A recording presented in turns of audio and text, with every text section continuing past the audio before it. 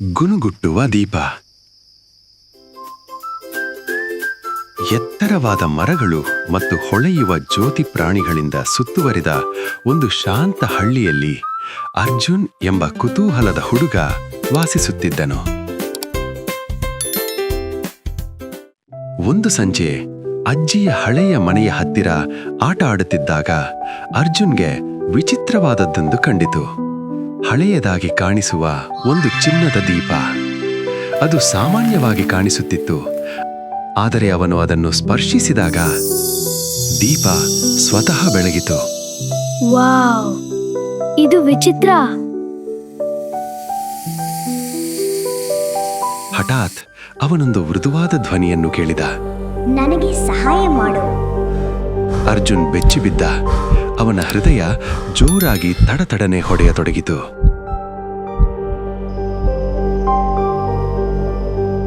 ಯಾರು ಅಲ್ಲಿ? ಆದರೆ ಯಾರೂ ಕಾಣಿಸಲಿಲ್ಲ. ಆ ರಾತ್ರಿ ಅರ್ಜುನ್ಗೆ ನಿದ್ರೆ ಬರಲಿಲ್ಲ. ದೀಪ ಮತ್ತೆ ಹೊಳೆಯಿತು. ಈ ಬಾರಿ ಧ್ವನಿ ಇನ್ನೂ ಸ್ಪಷ್ಟವಾಗಿತ್ತು. ನಾನು ಕಾಡಿನಲ್ಲಿ ಸಿಕ್ಕಾಕಿಕೊಂಡಿದ್ದೇನೆ, ಬೆಳಕನ್ನು ಅನುಸರಿಸು. ಅರ್ಜುನ್ಗೆ ಭಯವಾಗಿತ್ತು, ಆದರೆ ಕುತೂಹಲವೂ ಹೆಚ್ಚಿತ್ತು. ಮುಂದಿನ ಸಂಜೆ ದೀಪವನ್ನು ಬಿಗಿಯಾಗಿ ಹಿಡಿದು ಅವನು ಕತ್ತಲಾದ ಕಾಡಿನೊಳಗೆ ಹೆಜ್ಜೆ ಇಟ್ಟನು.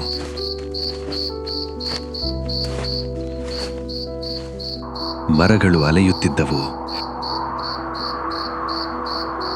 ಗಾಳಿ ಗುನುಗುಟ್ಟುತ್ತಿತ್ತು, ಪಕ್ಷಿಗಳು ಮೌನವಾಗಿದ್ದವು.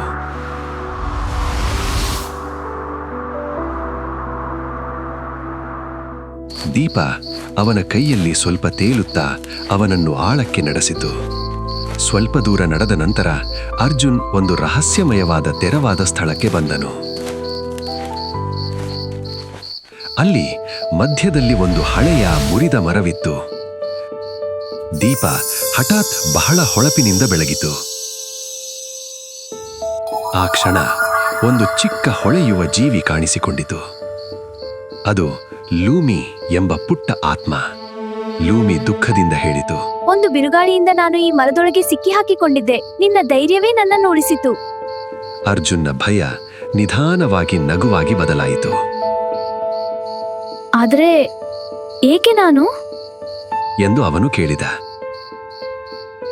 ಧೈರ್ಯ ಮತ್ತು ದಯೆ ಇರುವ ಹೃದಯವಿರುವವನು ಮಾತ್ರ ಈ ದೀಪದ ಧ್ವನಿಯನ್ನು ಕೇಳಬಹುದು. ನಾನು ಕೇಳಬಹುದೇ? ಹೌದು. ಹಠಾತ್ ನೆಲ ಕಂಪಿಸಿತು. ಮುರಿದ ಮರ ಕುಸಿಯಲು ಪ್ರಾರಂಭಿಸಿತು. ಅರ್ಜುನ್ ತಕ್ಷಣ ಲೂಮಿಯನ್ನು ಹಿಡಿದು ಓಡಿದ. ಮರ ಅವರ ಹಿಂದೆ ಬಿದ್ದು ಹೋಯಿತು.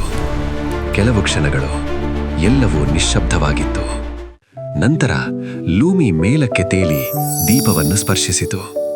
ದೀಪ ನೂರಾರು ಜ್ಯೋತಿ ಪ್ರಾಣಿಗಳಾಗಿ ಪರಿವರ್ತಿತವಾಯಿತು.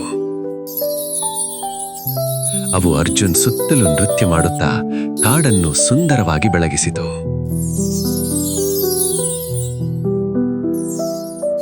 ಧನ್ಯವಾದಗಳು ಅರ್ಜುನ್.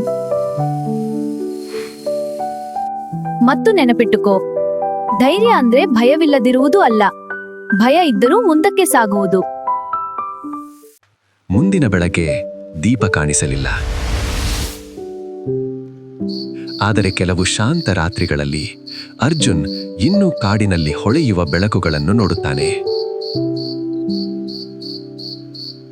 ಮತ್ತು ಮೃದುವಾದ ಸಂತೋಷದ ಧ್ವನಿಯನ್ನು ಕೇಳುತ್ತಾನೆ. ಧನ್ಯವಾದಗಳು. ಕಥೆಯ ನೀತಿ: ಧೈರ್ಯ ಎಂದರೆ ಭಯವಿಲ್ಲದಿರುವುದಲ್ಲ, ಭಯವಿದ್ದರೂ ಮುಂದೆ ಸಾಗುವುದು. ಈ ವಿಡಿಯೋ ಇಷ್ಟವಾಗಿದ್ದರೆ please like, share and subscribe ಮಾಡಿ. Thank you.